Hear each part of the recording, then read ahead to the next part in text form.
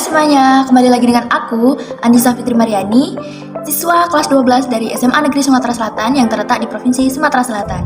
Pada minggu kali ini, aku akan berbagi resensi buku non-fiksi yang berjudul Kreativitas Itu Dipraktekin, karya Adinto F. Susanto yang dicetak pada tahun 2013 PT Grasindo Jakarta.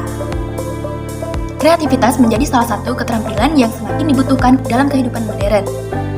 Buku Kreativitas Itu Dipraktekin hadir dengan semangat membangkitkan bahwa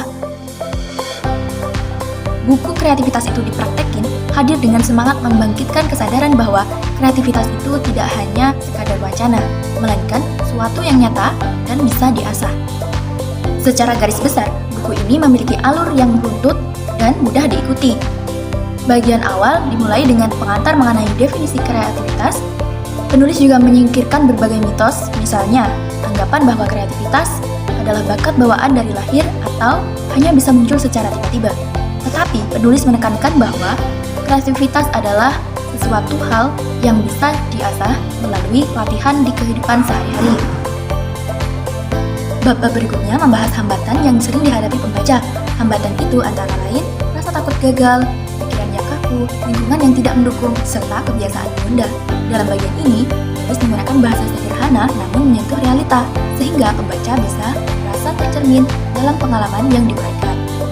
Selanjutnya, buku ini memberi dukungan praktis dan teknik untuk menumbuhkan kreativitas. Misalnya, membiasakan diri untuk menulis ide kecil setiap hari, melakukan hal-hal baru di luar rutinitas, serta melatih otak untuk berpikir dari sudut pandang yang berbeda.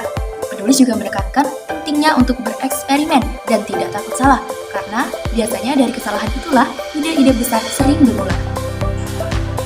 Bagian lain membahas tentang tokoh-tokoh yang berhasil berkat konsistensi kreativitas. Cerita-cerita inspiratif ini memberi bukti nyata bahwa kreativitas bukanlah hayalan. Ada pula pembahasan tentang bagaimana membangun lingkungan yang mendukung kreativitas serta pentingnya kolaborasi dengan orang lain. Kreativitas bukan hanya soal individu, tapi juga tentang bagaimana kita berinteraksi, berdiskusi, dan saling bertukar ide.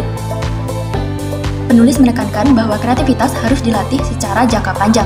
Ia bukanlah proses sekali jadi, melainkan keterampilan yang harus terus dijaga. Penulis menekankan bahwa kreativitas harus dilatih secara jangka panjang. Ia bukanlah proses sekali jadi, melainkan keterampilan yang harus terus dijaga. Penulis menekankan bahwa kreativitas harus dijaga secara jangka panjang. Ia bukanlah proses sekali jadi, melainkan kebiasaan yang harus terus dijaga. Keunggulan buku ini adalah bahasanya mudah dipahami, sifatnya yang praktis dan aplikatif, serta saran-saran yang diberikan sederhana dan realistis. Kemudian, buku ini memberikan dorongan kuat untuk berani keluar dari zona nyaman dan menekankan pada kebiasaan dan konsistensi.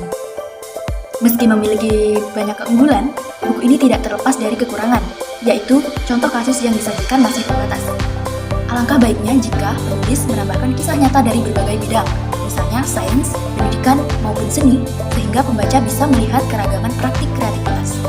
Secara keseluruhan, buku Kreativitas Itu Dipraktekin adalah buku motivasi yang mengajak pembaca untuk mengubah ide menjadi aksi nyata. Buku ini cocok dibaca oleh pelajar, mahasiswa, guru, maupun pekerja muda yang ingin menumbuhkan keberanian mencoba hal-hal baru.